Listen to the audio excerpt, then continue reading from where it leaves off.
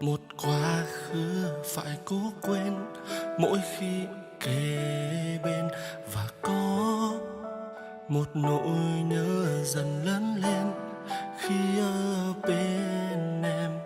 Biết yêu là sẽ cần mạnh mẽ hơn, bước qua khó khăn. Tiếng yêu này sẽ sưởi ấm trái tim những đêm giá băng, bởi lòng yêu nhiều lắm, vượt qua hết yêu đuối không cần thiết. Phải tập bước qua bao ngàn nỗi lo, đừng sợ một mai rời xa.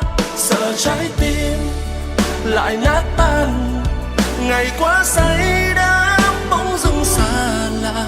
Sợ trái ngang, sợ dối gian, sợ những vết xước tim mình đau. Quên đi quá khứ, hai ta đã phải bước qua bao niềm đau.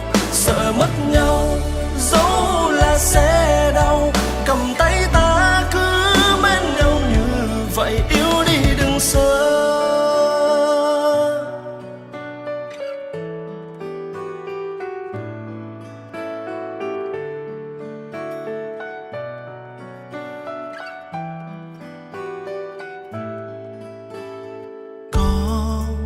Một quá khứ phải cố quên mỗi khi kề bên, và có một nỗi nhớ dần lớn lên khi ở bên em. Biết yêu là sẽ cần mạnh mẽ hơn, bước qua khó khăn. Tiếng yêu này sẽ sưởi ấm trái tim những đêm giá, bởi lòng yêu nhiều lắm, vượt qua hết yêu đuối không cần thiết. Phải tập bước qua bao ngàn nỗi lo, đừng sợ một mai rời xa. Sợ trái tim lại nát tan, ngày quá say đắm bỗng dưng xa lạ. Sợ trái ngang, sợ dối gian, sợ những vết xước tim mình đau. Quên đi quá khứ, hai ta đã phải bước qua bao niềm đau.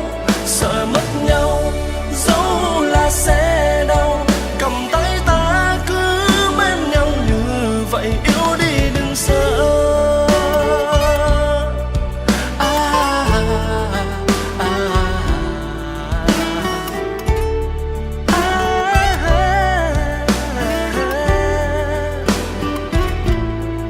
Sợ trái tim lại nát tan, ngày quá say đắm bỗng dưng xa lạ. Sợ trái ngang, sợ dối gian, sợ những vết xước